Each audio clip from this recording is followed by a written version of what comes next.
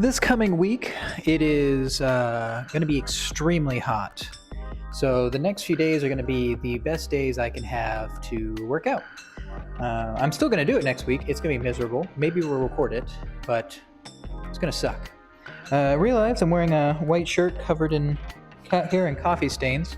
So in order to get you not to notice any sort of nipplage that happens, I decided to wear extremely extravagant shorts to just distract you. It's even got these little swingy bits. So let's get you hooked up first. You can do this. Consider it done. Today we will be doing single leg deadlifts. I am once again wearing socks that do not match, which you cannot tell yet because they are not in shot. But when I go to do the deadlift, you will notice. Such is life. I pull the socks out of a basket. If they match, they match. Joys of working from home.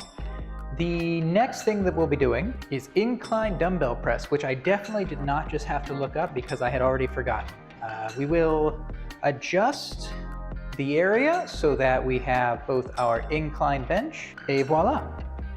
And for the other one, we don't need a bench. Almost said we needed one, had to redo this take, but we don't. I'm just gonna move it over there. Going forward, what I might start doing is just showing a single superset of exercises, and then after that, going through the rest of my day without recording it, or maybe I will record it and just not upload it.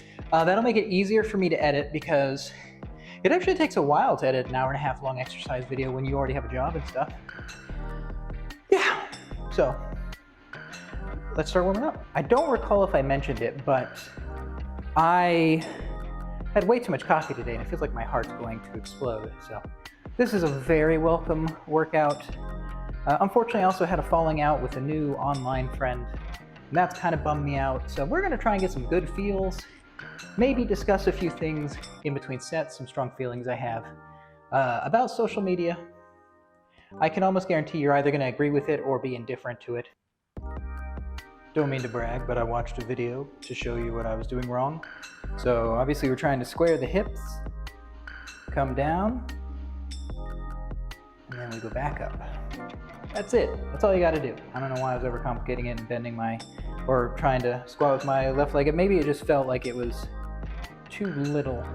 Oh dear. Trying to keep squared and not fall over.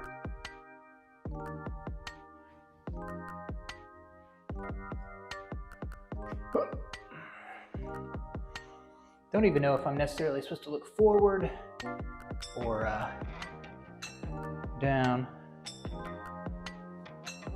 As long as the back doesn't arch too much or at all, I guess don't much matter. Oh, I'm feeling a good pull on the legs, so clearly that's doing something. For the bench, we are looking to do, I'm gonna pull this out forward a little bit. We're looking to A, not show you the goods. We'll see how that goes. And B, we're looking to do 20 pounds to warm up and 40 pounds with pauses at the bottom. So we'll see how that goes. Don't even necessarily need to tilt them into each other. Just do that. Already feeling a bit better for the caffeine high. So that's good. Yeah. I think I'm feeling pretty good and pretty amped. So we'll take it slow. We'll do the first set exceedingly cautiously, make sure nothing's straining, and go from there. Yeah, we ain't doing 40 pounds. I picked those up and I could already tell I was gonna throw my shoulder out. So we're gonna do 35 on those. We probably still will do 40 on the single leg deadlift. In between sets, we'll talk about life. Eventually I'll get a better lens for this, but you work with what you got, you know? I don't have all the money in the world to be spending right now, so. All right, take this slow. Shoot. 5 or 10? 5. Foot grounded, body squared. Oh, shoot. Biscuits. It's much harder on the opposing leg.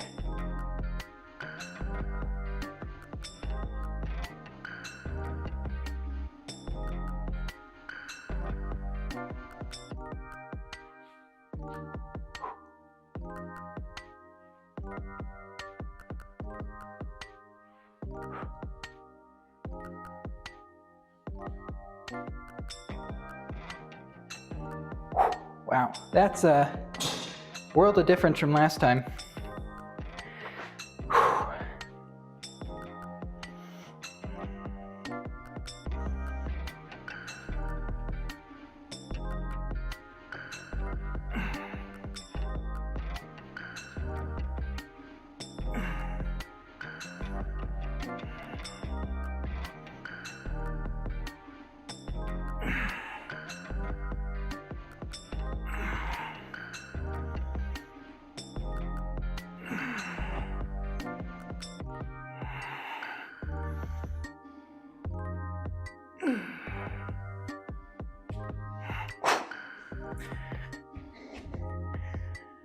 Holy free holies. Okay. I am so bad at that kick up thing, and I couldn't even do it right now with these on the ends. But it's fine. All right.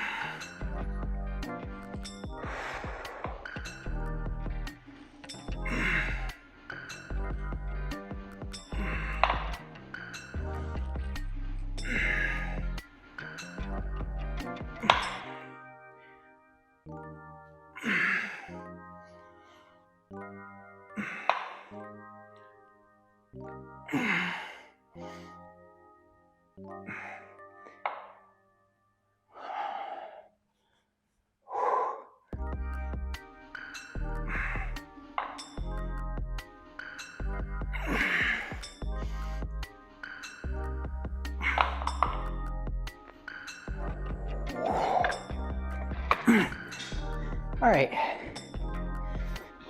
real talk. This isn't scripted. I'm gonna try and get each of these thoughts in for each set, each cooldown. But social media, especially specifically ad-driven algorithmic social media, is objectively, not even in my opinion, objectively, the worst place that you can acquire information, news, new outlooks on life, etc. These services are occasionally used for good. There are all sorts of movements that get traction there that they wouldn't have gotten elsewhere. By and large, these are the worst avenues for genuine information gathering. And I'll explain why over the course of the next few cooldown periods. Number one is the issue of the ad-driven side of things, is that social media, and you can experience this in your own life, they want to maximize ad revenue. How do you do that? When you have conversations with people, which ones are the ones that go on the longest generally? Are they conversations where you agree with other people? Or are they arguments? If you think about the longest debates you've ever had in your life, or the longest discussions, were they because you were having a fun time with someone, or had somebody said something that blew your mind and you proceeded to try and educate them on the correct path? Maybe you were wrong, but which of those was the case for you? Because psychologically, and you see this through social media, for most people, the answer is conflict. We slow down when we see car accidents. We'll watch fights from a window. We are fascinated and motivated by conflict, just like most animals. And you can't get accurate information through that paradigm because social media, if they want to maximize ad revenue, especially if they're algorithmically driven, that makes this easier. The information they want to deliver to you is the kind of information you will interact with the most. And if the kind of information you will interact with the most is the kind that agitates you, then social media will paint a very negative outlook on the world for you. They will introduce you to the most extreme people who oppose your beliefs. They will introduce you to the absolute worst people who believe in what you believe, because those people are getting lots of interaction because they are awful. And it'll keep doing this to you month after month, year after year, slowly turning you into a more and more fundamentalist person. This is extremely unhealthy. And that's part one. We'll talk about the next issue after our next set. It might even be a little easier if I had my foot slightly tilted out to the side. But I don't. So I'm just gonna do our best.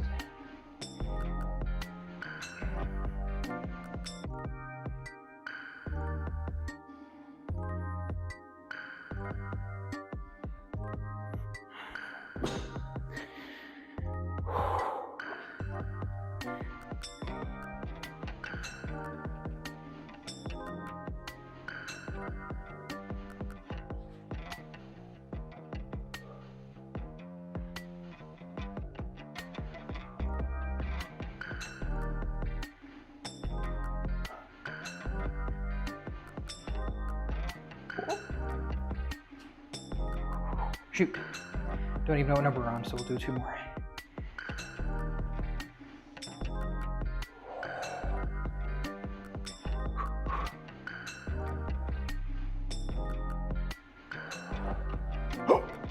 Good Lord. I don't know if I'll regret doing this without gloves, but I guess we'll see. I had some tears that are about to happen, I think.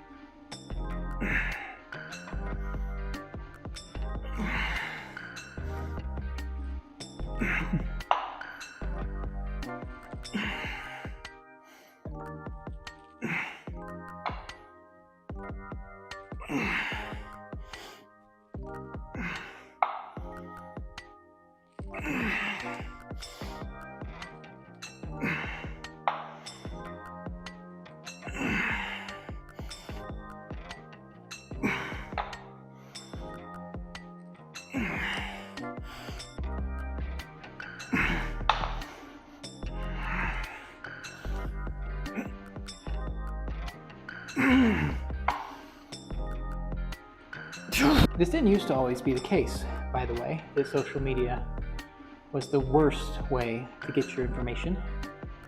Previously, this was held by 24-hour news. And it is almost a miracle that Fox News was able to paint other news stations as the big attackers and themselves as the underdog when enormous amounts of funding. All 24-hour news is bad for you. All of it. Every last one. For ad-driven, which is all of it. You might ask yourself, why? Why would he say that? Is it because he's a liberal or conservative or any of this other jargon to distract people from life and their issues? The answer is incentives. Perverse incentives. And this will come back to social media shortly. These services want to maximize revenue because they are businesses. Their job is not to present you the news. Their job is to get you to watch, and for you to watch for a very long time. The way I realized this, what the actual goal of the news was when I was much younger. And this is actually a local news station, but they're mostly owned by large corporate entities that just own everything across the US. And the news story was, is peanut butter going to kill you? And I was in my teens, loved peanut butter, still do. And I thought, well, that's relative to me. I want to know, is peanut butter going to kill me? They could have just told me, but they didn't. And so, I went to school, I was thinking about how dangerous peanut butter might be. And in the afternoon, I checked into the news and they said, we'll tell you at 11. Oh, okay. So I came back at the late night news, local news. It's 10 or 11. And they said, at the end of the show, we'll tell you. I thought, okay, well, I'm gonna watch this whole show, every single ad, because I don't want to miss whether or not peanut butter is killing me. This somewhat predates internet being a good source of information, which is arguable these days, but there was a time where it was quite good. And you get to the end of the episode, and they simply say, no. Unless the can is not fully airtight sealed, which is true of most food, you're safe, you're fine. There's some risks with metal lids, but no issue. And I realized in that moment what they were doing. They weren't trying to protect me. They weren't trying to inform me. They wanted me to see the ads. Now, if you are someone who watches Fox, the next time one of them is doomsaying, check out the commercials. They're selling you rations, doomsday prepper backpacks. They're asking you to sell your gold. Isn't it weird that every commercial is a solution to the problems that they're telling you in the news? That's a weird coincidence. Not a single ad for Chili's. It's all this stuff. And that's something that you should always be aware of. When somebody's telling you something, how does this benefit them? Does it benefit them financially, religiously, politically? Like, are there reasons for them to say this to you? Reasons that I would quantify as selfish. And that's something you should always ask yourself. Because it's, of the many problems that we have as fairly conscious beings, the first things you hear are very likely going to be the hardest things for you to ever believe are wrong. That's why people try to get to you when you're young. They want to get you before you learn other things, so that if you get contrary information, you will look at that as an attacker on the world you have built around yourself. You need to be careful. And we will move on. So we've talked about perverse incentives. When we move back into social media after this next set, I will explain why that's relevant.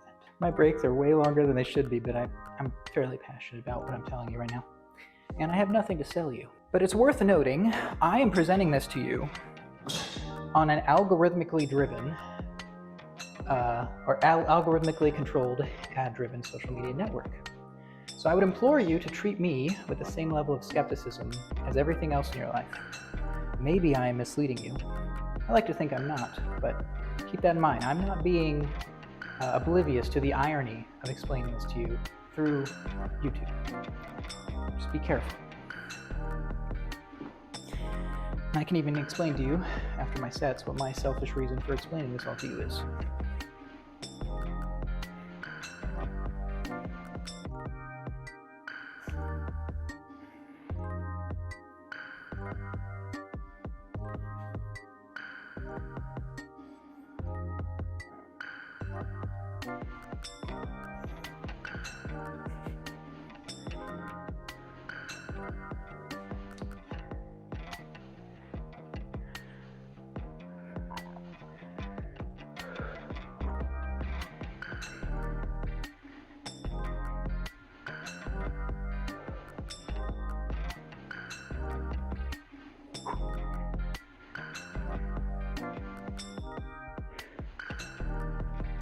Oh, geez, I need to work on my core more.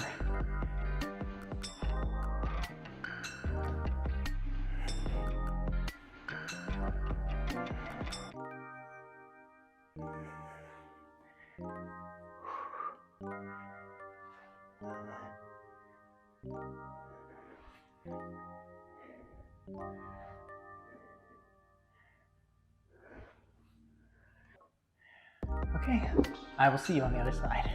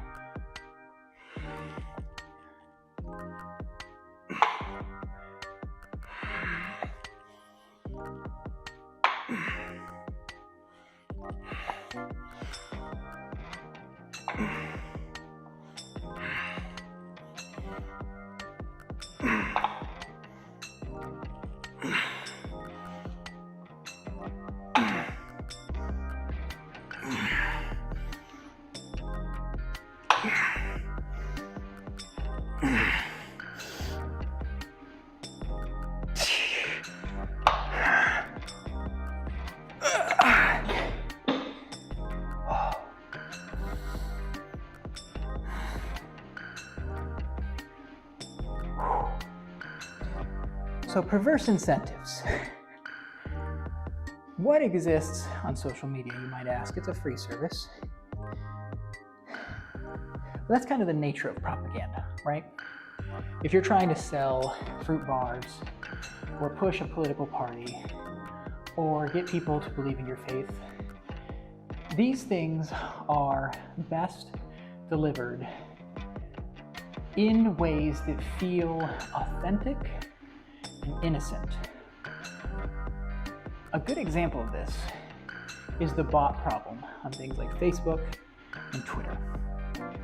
Twitter has deleted millions of bots, millions. And even that is not even close to all of them. I should know, I have one that posts my live streams, not deleted. And Facebook, last I checked, please validate what I'm about to say if you want to absorb it into your consciousness. Billions of accounts. These accounts have been impersonating minorities to give feigned support for various movements. They have impersonated people in poverty. They've impersonated LGBT people. They've impersonated politicians. We saw it with Twitter when they added the blue check mark as something you could pay for. People were impersonating corporations, which is funny. Other people, Elon himself. And the reasons for this are manyfold, but almost always it is to gain some level of advantage. So ask yourself, if there were billions of accounts that had to be deleted off Facebook, what are the odds that whatever group you were in, where you saw some information that you took to be true, actually came from a person? There's only like 350 million people in the US, hopefully not too many more. I haven't been keeping up year after year. Way less than a billion. But billions of accounts, fake, all deleted. Do you think they all stopped? Do you think these people stopped making more bots? No, they just made new ones. And this is the thing, this is why it's risky, is because we know for a fact that tons of the interactions we have online must be fake, because there are more bots on these services than people. Maybe not right now because they deleted a bunch, but that's the risk. You don't know when you talk or watch videos about people that they are even real. And this was true even before any of this machine learning stuff. People would fake being certain religions, faking certain backgrounds. We've had politicians who have lied about their own history, like what their ethnic and financial backgrounds were. These things keep happening. But when we see information that fits what we want to be true, we take it to be true. And it is in no way invalid to say that these tools are as bad as it gets. Because if you think about parody websites, things like The Onion, you know those are jokes. There is a contract between you and them where you know that they are being dishonest in order to present something in a humorous light. Although the ultimate conclusion is the thing they're talking about is real, they're just taking it to the edge of parody. But there's a social contract there. You have no contract like that with Facebook, with Twitter, with Instagram, TikTok, any of them. They all want you to fight.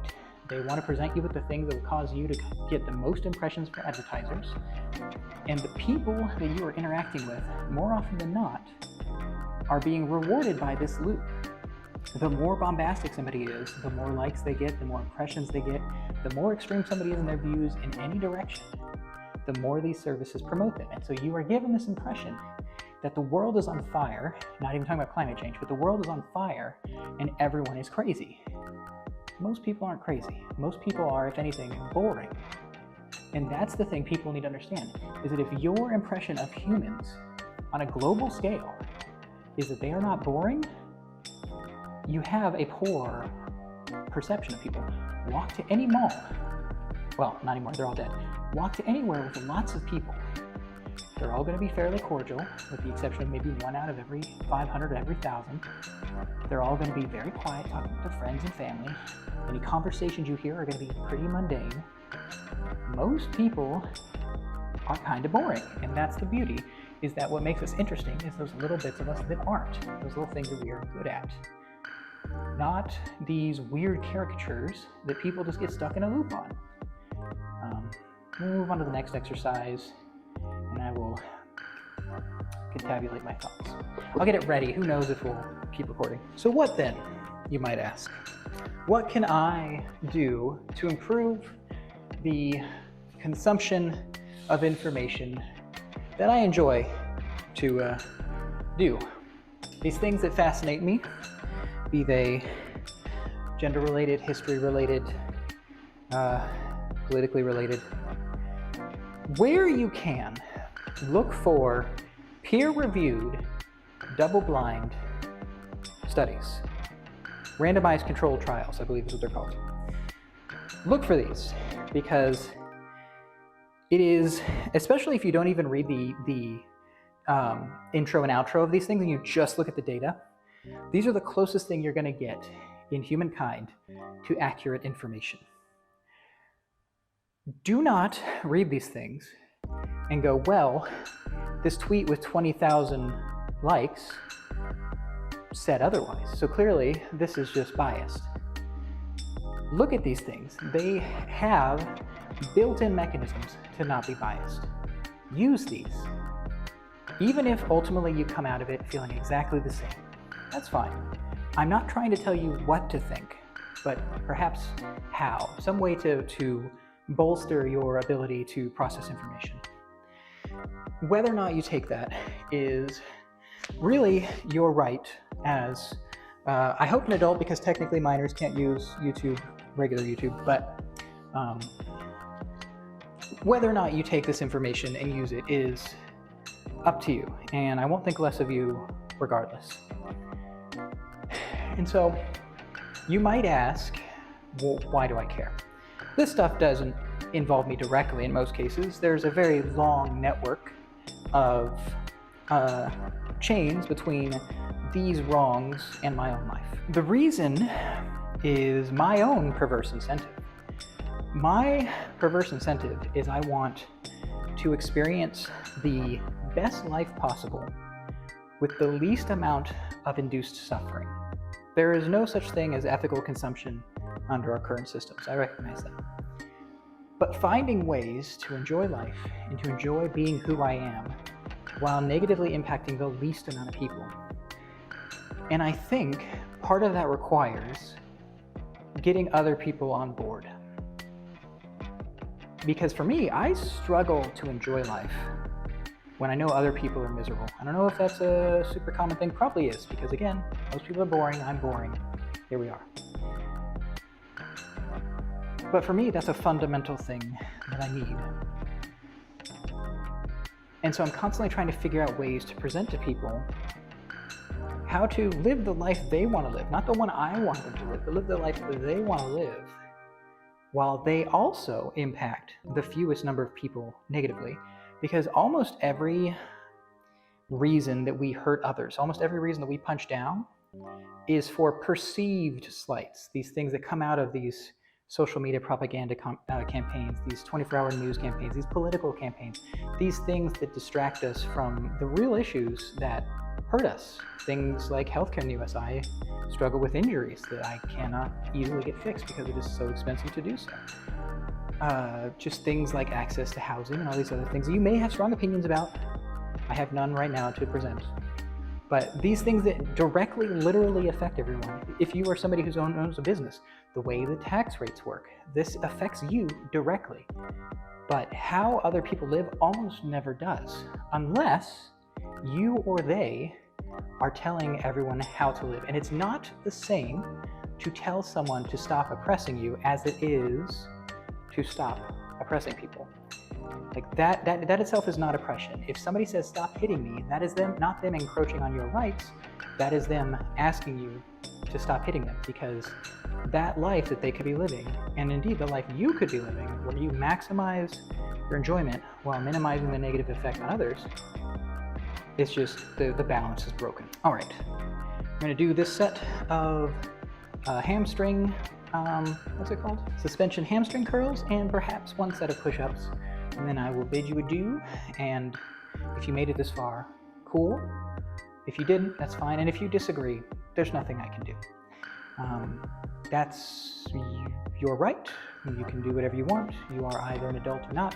But ultimately, for me, there's only so much you can do. If you see somebody relentlessly digging their own grave, you can't always be there to pull people out.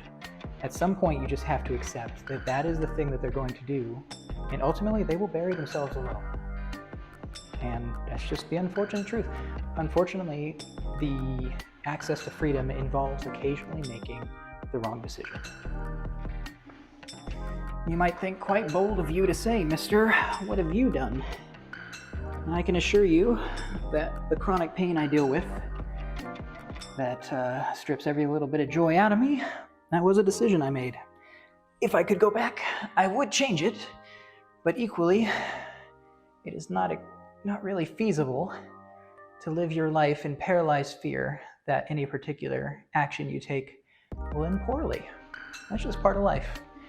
And really, we can just hope that science and technology advances enough that when we make these mistakes, they can be fixed or reversed. And not to beat the topic with a dead horse, but myself included, if you're ever experiencing a conversation with someone and they want to sell you something, be extremely skeptical of every word they say. Check their profiles, check everything about them. If they're trying to sell you a solution to a problem that upsets them, that solution is likely not real, and they're trying to take you for a fool. And even though I don't really know you, I'd like to think that I would like you enough to not want that to happen to you.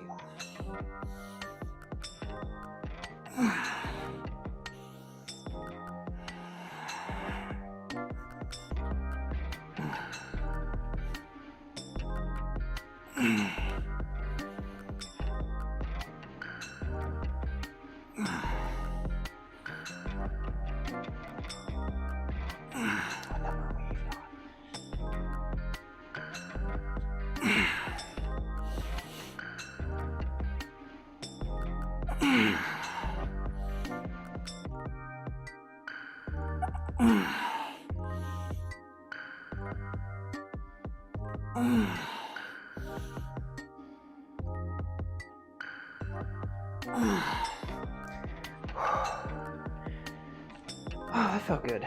Honestly, kind of getting this off my chest. It's therapeutic for me. Always bummed when I meet people and I like people and I see them digging that grave for themselves. And I hope if we ever interact, whoever you are, even if you're family that I don't see nearly enough, I hope you can avoid that. To me, that is a mistake. But you can only do so much. Have a great day, and hopefully this video gets up soon, because this is something that's actually near and dear to my heart. Yeah. Have a good night.